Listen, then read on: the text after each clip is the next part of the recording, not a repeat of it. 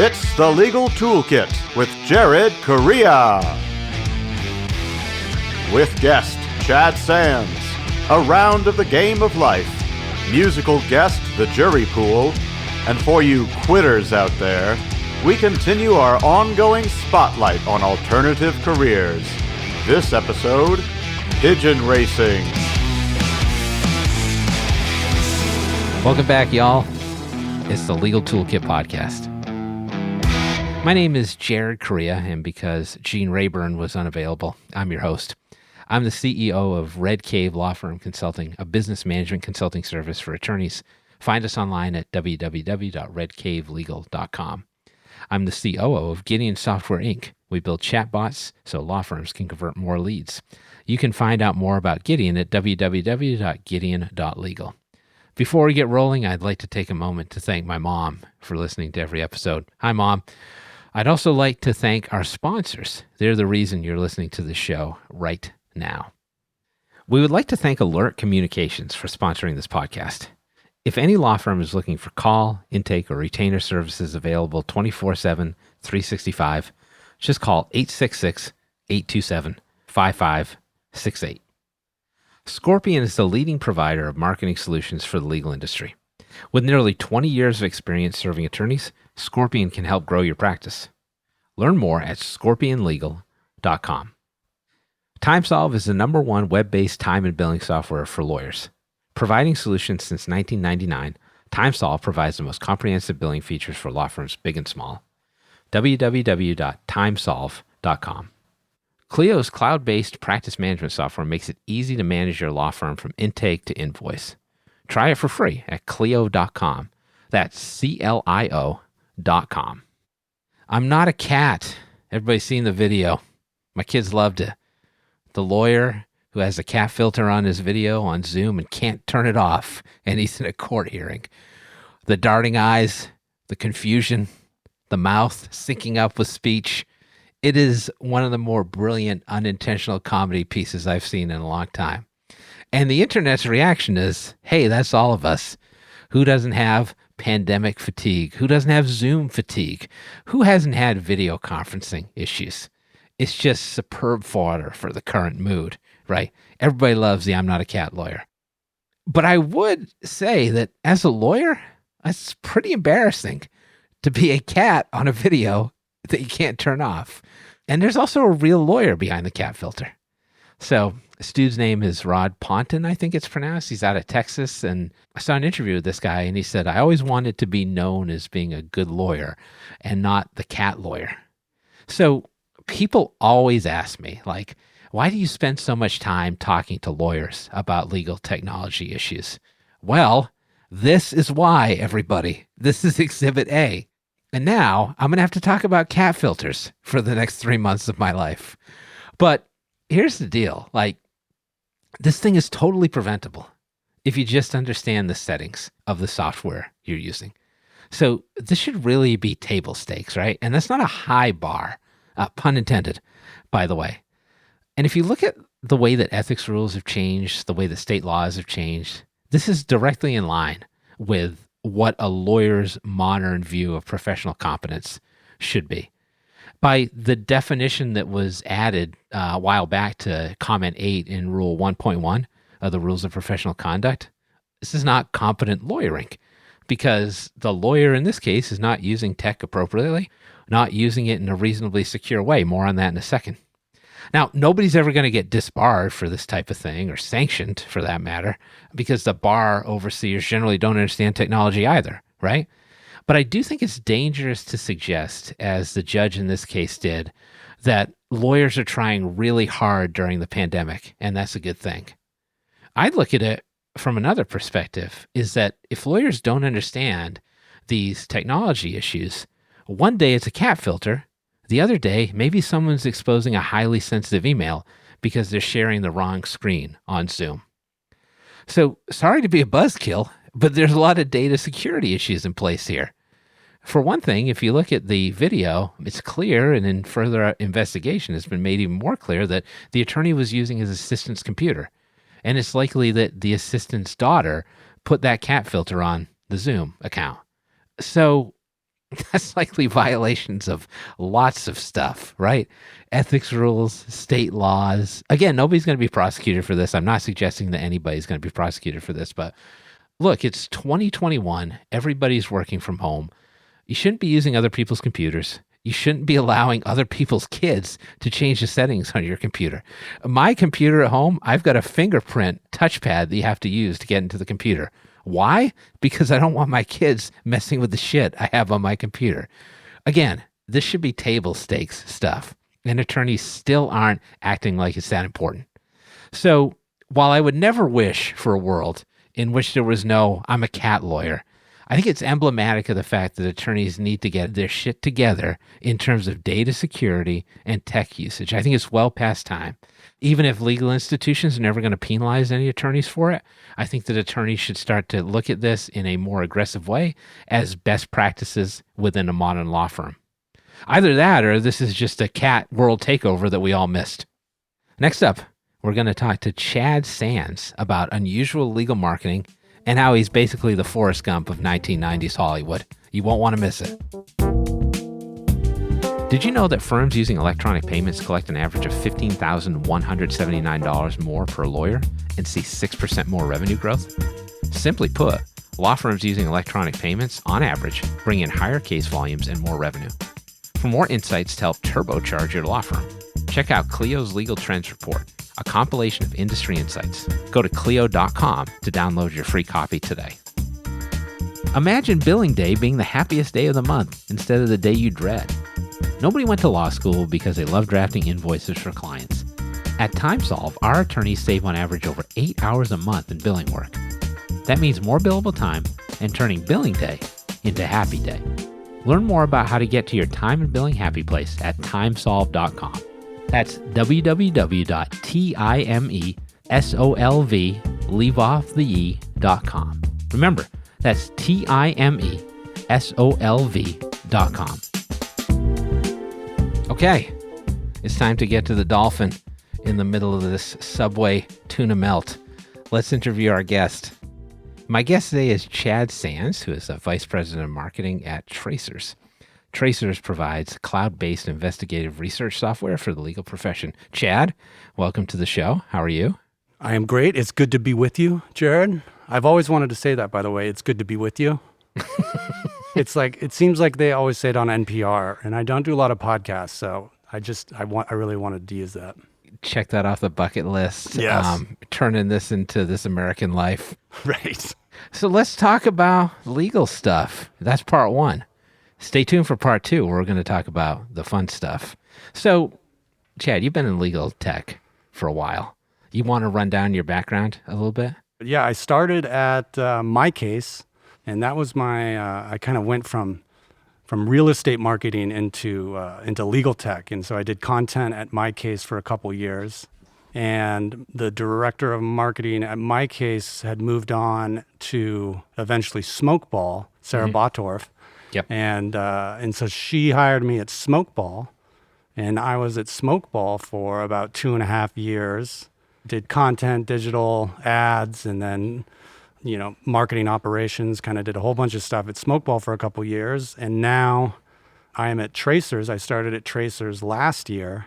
And so while Tracers isn't exclusively legal, right, it's a big focus for us. But yeah, so now I've been at Tracers almost a year. So coming up on like half a decade in legal tech. You're like the Swiss Army knife of legal tech marketing. Well, let me ask you, how did you move from like real estate marketing to legal tech marketing? Was that like due to the relationship between MyCase and AppFolio, or was it just like something you wanted to try? I was doing real estate marketing for like Sotheby's International Realty here in Santa Barbara. So I got to make like nice glossy magazine ads for like $20 million homes. And I got, I loved working with the agents, but I realized that I was going to be just making newspaper ads for like a long time. And you were like, the newspaper business, yes, not heading in the right direction. Right. And I worked in affiliate marketing for a little bit. And so, and I kind of wanted to get into tech and software because I was interested. And and then I just had a chance to go to MyCase, and that's how I landed there. So this one thing I thought you did that was really cool at Smokeball, and we're going to talk about like how legal tech companies market, how you can Yes. crib from that playbook in your solo or small firm, like the Callista Flockhart campaign. Yes. I thought that was totally different from what any other legal tech company was doing or is doing. So that was your thing, right? You came up with that. Well, I mean, I'm going to give you credit for it, even if all you right, didn't. I'll take so it. I'll don't take fight it. It was totally different, and I think it will be. It's like I don't think it'll ever be done again. To be quite honest. Probably not. So how'd you guys come up with that? And the whole thing was like Callista Flockhart, for people who haven't seen it, pretending she invented Smokeball. Maybe she did. I don't know. Yeah. And it was just really funny commercial that you put together. Long form commercial, essentially. Yeah, it was basically like a 3-minute long form, and then we did 30 seconds and 6-second bumpers out of it. But this Australian copywriter and production company came up with the concept, and we all loved it. The whole take on this celebrity kind of endorsing a product and then going too far the day of the shoot, and then like claiming that she invented the software. And there's this back and forth with the director. And, it took a while to get together, but like she signed the contract, and, Jane Oxley and Hunter Steele came out to LA, and I'm on the West Coast with and also Christian Beck, and we shot it in LA over one day. And we premiered it at ABA Tech Show, right? So we had it at the booth. Yeah. And honestly, it was really interesting for me because I went to USC Film School, and I had worked on the production side of a lot of stuff like commercials or features. Yep. And it was just weird for me to be on the client side, kind of like, especially the day of the shoot, because like I'm kind of like, were you like, you're doing this wrong? Yes. I was like, why is the director interrupting Callista so loud? You know what I mean? And like I'm pacing in the back, but like also know that if I say anything, no one's going to care because I'm just right. You're like, the key grip is screwing everything up. Somebody take care of that. Exactly. Or like I was talking with like the assistant camera guys, and I was like, you guys are using a zoom lens, huh? And like I'm like, I like primes, and he's like a features guy, right? Which was just funny, but it was that's awesome. It was a great campaign. We loved it. And then, we tried to get it out there on social, but we spent a lot of money making it, so we didn't have a lot of money to promote it. But ultimately, I thought it was hilarious that how it came together. I loved it. I thought it was really cool. So that's like an example of doing something a little bit different in terms of legal tech marketing, like way different than what people usually do. But your thesis, which I kind of share, is that legal tech marketing has been done the same way by everybody for a long time. So can you walk people through how that gets done? Like, how's the sausage get made, and why do these companies, they don't change it up? Like, why is it always the same? Yeah, well, I mean, so you got to do review sites, right? Like, Capterra, G2 Crowd, Trustpilot. Yes. So we got to get in a feeding frenzy to get all of our favorite, customers or / users to leave us a review site, review. And then, they're not only paying for the clicks and the traffic from the review sites, but they're paying for like other content that those review sites create. So there's like thousands of dollars right there, just like into the review bucket. Right. And then obviously like PPC, which is, it's like, sharks in the water in terms of pay-per-click and Google ads. Like, especially in terms of like keywords for legal tech, right? Those cost a fortune. Yeah, like legal practice management software. I mean, if you want to be like totally vicious to some of these software companies, just Google that and click on the ranking one ad, because it's like they'll just blow through their budget in like a couple days. Just keep clicking on it for like just 2 hours. Just keep clicking, because it's $60 to $120 a click for some of those keywords on to be number one. And you got all of these software companies like outbidding each other or trying to get on the top of page one. So we got reviews, we got PPC. What else do you see in terms of like common practices? Well, there's, obviously social media. I think lawyers are kind of into social media, consume social. So they're all trying to be active on social. You have a lot of content sharing, a lot of ebooks, a lot of podcasts. Right. And, there's the display retargeting banners. So once you visit their site, you're going to see how great their product is and how much more you could bill on every other website you go around. And then there's, the partners, like the short list of of legal tech, blogs out there that also kind of foster some reviews and Right. and help amplify the content. So it's a small ecosystem, but everyone's trying to get to the top of it. It's tough to crack. Oh, it totally is. So before we talk about like maybe doing things in a little bit more innovative way, like that laundry list of marketing tactics that you just laid out for us, like how could solo and small firm attorneys take advantage of some of that? Because they're not going to have the budget of Right. like a large marketing company. Like what should they focus on? What should they avoid? What are your thoughts there? Well, set aside a big budget celebrity endorsement campaign, and I'll try and come up with the blog post you guys can include in the show notes where I can dive into some of these with more detail, but like a top 5 things you can do for marketing your law firm in 2021. One thing, obviously, I think is having not just a good website, but a great website. Yes. And a great website is optimized for SEO. It's the images are sized for web and aren't just the huge high-res file you downloaded from Unsplash that takes 10 seconds to load.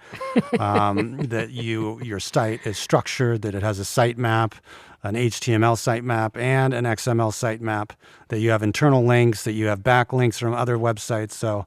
And that you have a lot of pages and that you keep updating those pages. And if you don't update your product pages, quote unquote, then you should be having a blog and pushing out content through your blog, and those sites are updated.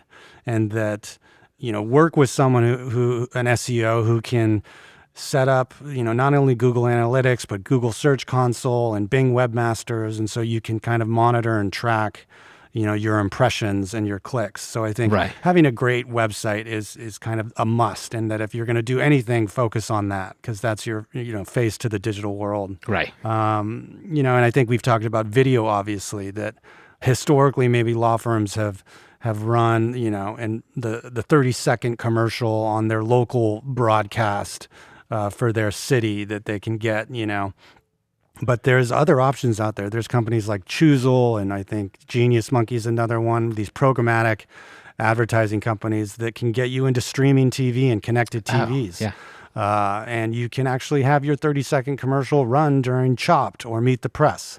And that these are, more modern consumers who have cut the cable and are watching streaming television, and that's a new channel, so to speak, that a lot of firms aren't using and maybe don't even realize is out there. But it's a great way to get your polished 30-second commercial into new audiences. We've talked about social, again, and video with social, I think is more opportunity there. I think Chris Fowler is an ESPN commentator, and he does these great things like called the Saturday recap, and he sips tequila and he just shares his thoughts on the games of the day. And do your version of that, but for your law firm or just topics in general. I think in LA, there's a public radio station, KCRW, and there's a show every Monday. The show's called Press Play with Madeline Brand. And every Monday she has her legal eagle, come and commentate with hot topics on law. So, you don't even need to start your own podcast or, get on somebody else's podcast, because I think there's a lot of podcasts out there, and not every lawyer should necessarily create their own. But I think those are a couple ideas. I'll simmer and come up with a couple more, and I'll give you guys a top 5 blog post you can include in the show notes. Yeah, I feel like for those, I think that if I'm a lawyer, I'm probably spending time on the content side of it. Right. And being active on social and having like a really unique voice, and then I'm farming out the SEO. Because, let's be real, you're not going to learn SEO in a day. Like the vast majority of lawyers, they couldn't even tell you what SEO stands for. All right, now, that's a perfect segue, because I want to talk about uniqueness in a little bit.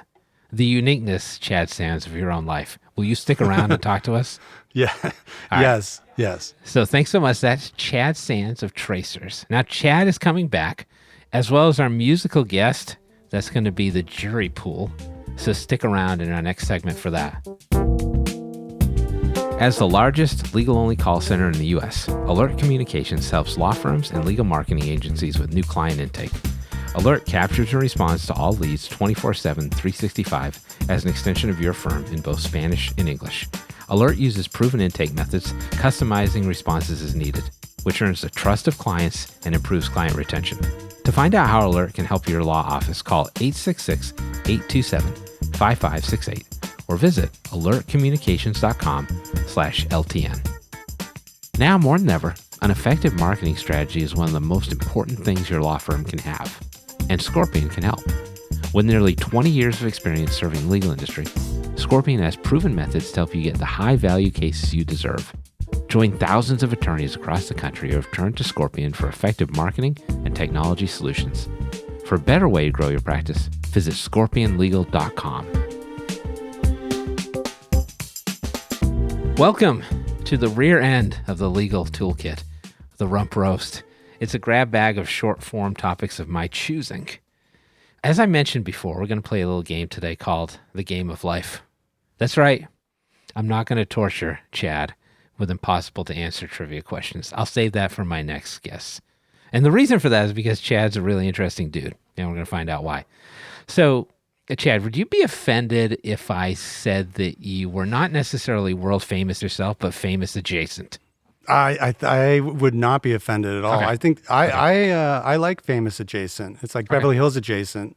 I feel like I just made that up. I think that's a compliment, actually. Okay. I meant it as a compliment. Okay. Yeah. So you talked about the work you've done in legal tech marketing, but you're also a producer and the creative director of your own company, which is Jumper Away. Can you talk to people a little bit about that? Well, Jumper Away is my creative agency shingle that does freelance work, going back to my days in Los Angeles, and now a lot of interactive and website stuff. As I mentioned, I graduated from USC Film School, so I lived the dream in LA for about 8 years and did a whole bunch of different stuff down there.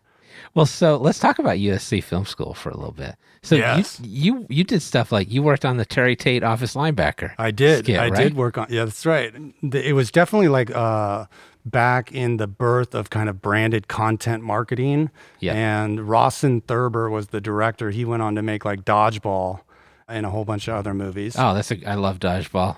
But Terry Tate, I was a PA on Terry Tate. It's still like voted one of the best Super Bowl commercials in history.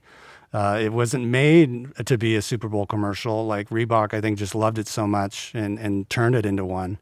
But like, for example, like I PA'd, it was like a 2-week shoot, and like I had to pick up the guy who played Terry Tate as his like apartment in like North Hollywood or like towards the valley, and like he would like eat like 12 eggs for breakfast and like a whole roasted chicken himself during lunch. And he was like The Rock before there was The Rock. Yes. And like those hits, like were real hits. Like he was really hitting these actors and like. Really? Oh, I didn't know that. Oh, yeah. That makes it even better. Yes. He's just like destroying people on set. Oh yeah, like people were worried sometimes. Like there was like a silence fell over after they were like cut because they weren't even sure if like the stunt person was going to be okay. They're like, I think Alan broke his femur. Yes. We need some help here. Yeah. Yes. And you also worked for Doug Liman. So can you talk about who that is, and then how you also were hanging out in the bathroom with Ryan Gosling? Maybe I should phrase that differently. Go yes.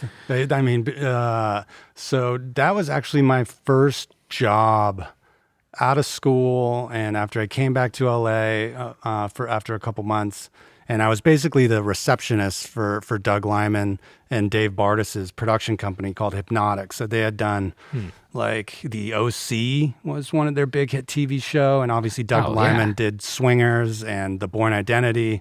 Yep. And so like I got to like roll calls, and Brad Pitt calls in and wants to talk to Doug, and I'm like, one moment, please.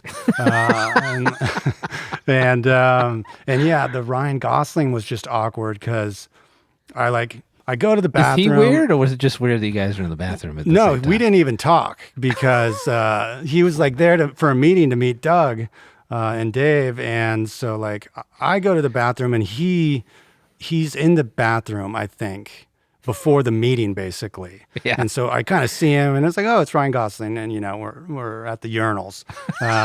And then but after the meeting, like I had to go to the bathroom again. I was drinking too much Diet Coke or something, and that he's in the bathroom. And then so I walk in the bathroom, and now it's just weird because I feel like he thinks I'm chasing him into the bathroom. And then are you guys thinking like, which one of us is incontinent? Is it both of us? Yes. So like, I love that story because it's just so awkward and I'm ashamed of it. But that is really funny. What can you do? So I once shared a bathroom with George Bush, former president of the United States. And what happened? But did you do it twice in the same day? Like just once, but there was like Secret Service, so I don't know how I got into the bathroom. Like he was the commencement speaker for my college graduation. I'm just like waltzing into the bathroom, and I'm like, that's weird. There's a lot of cops here or whatever. And I go to the urinal, and I turn to my left, and it's George Bush. So you could have been like John Malkovich in like that Clint Eastwood movie with like a plastic gun. So of course I was like, "How's it hanging, Mr. President?" So I was a stupid college kid, but he was a super nice guy, actually. Like I've always liked George Bush after that. A little low and to the left. Well, probably to the right. The for classic. Him, if we're being serious. Okay. I mean that's too good. That's too good. I know. I just laid it out there for me. I see what you did there. I want to get into your music stuff, but you also wrote a screenplay, right, or a script adaptation that was optioned for a Jack Nicholson movie. That's right. I mean, see, like that's why I like you, like famous adjacent, right? Yeah. I told people there was going to be good stuff here. I wasn't lying. And I don't really talk about all of this stuff too much. I do feel like a douchebag, but there are, I do have some interesting stories, and I do feel like I've been almost famous a handful of times. But I read this book, Henderson the Rain King, in college, and I loved it when I read it.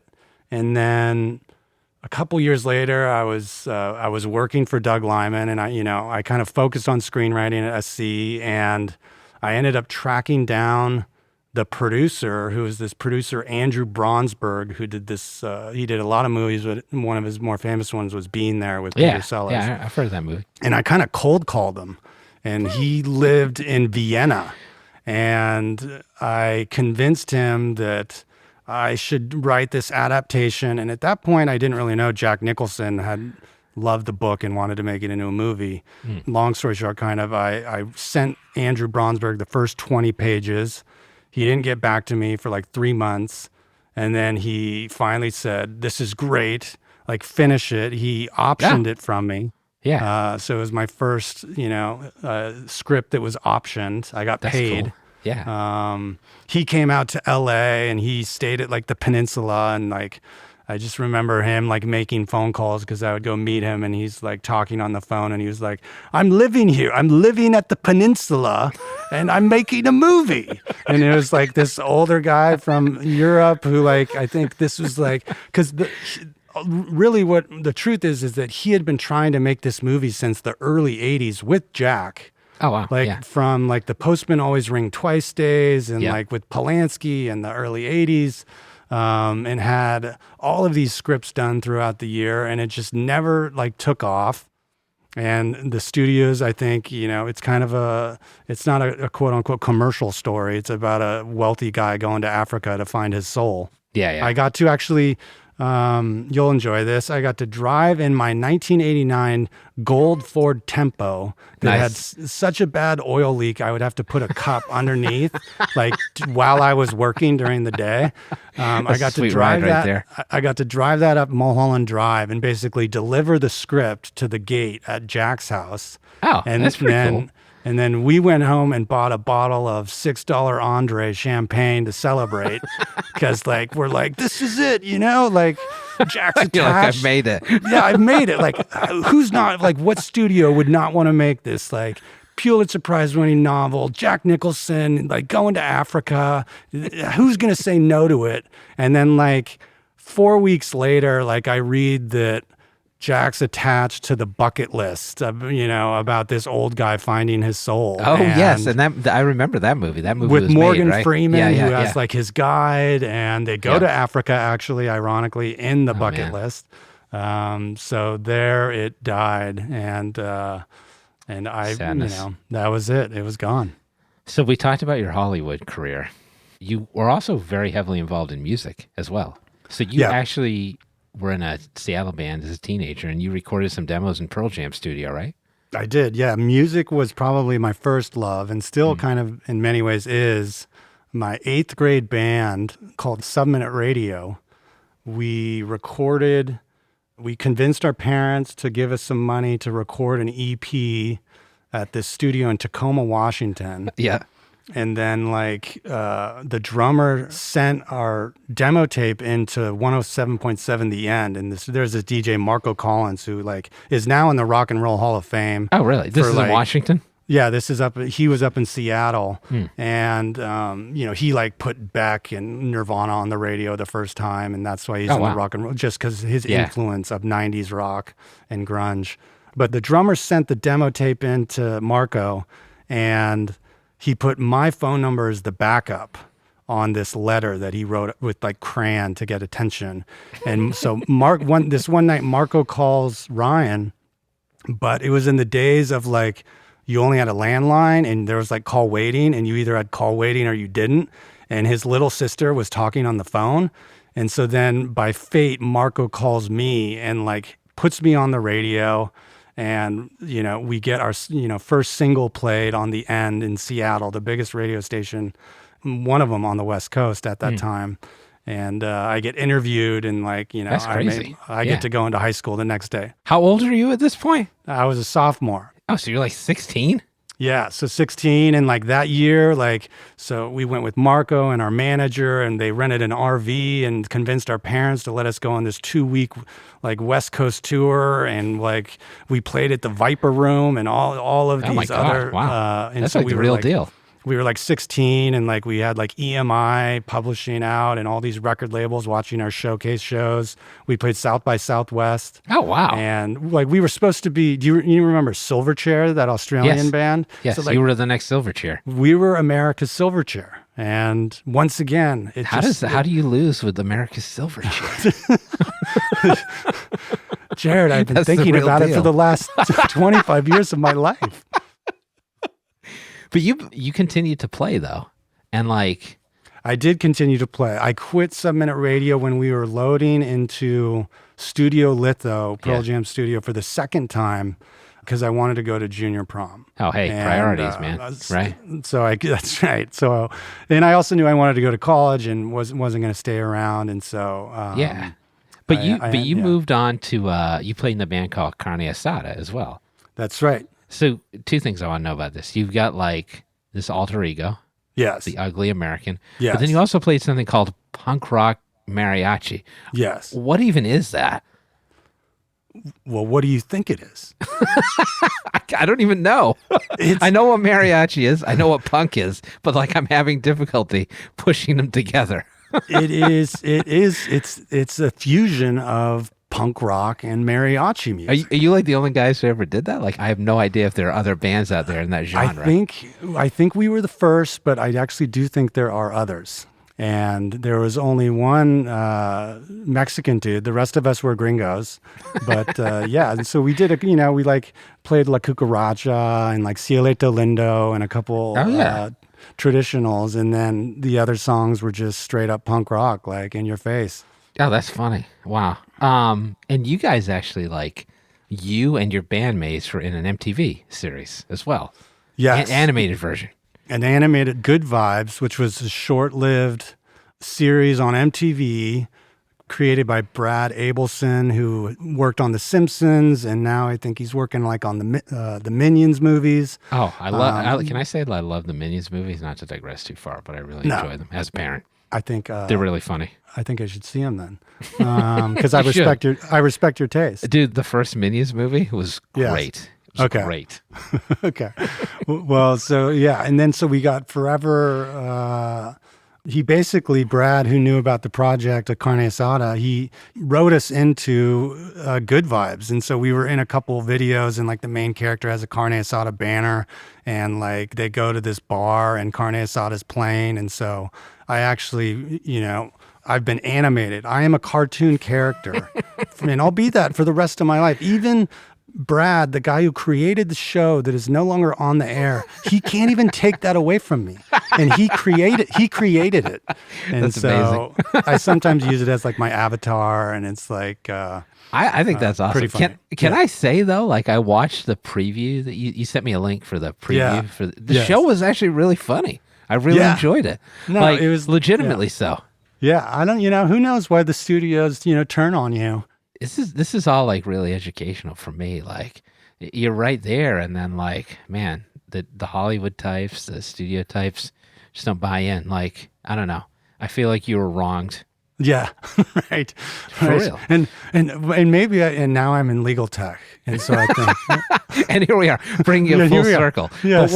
But the other thing I thought was funny is like in this Good Vibes show, like the cast was kind of crazy. Like you had Josh Gad in there.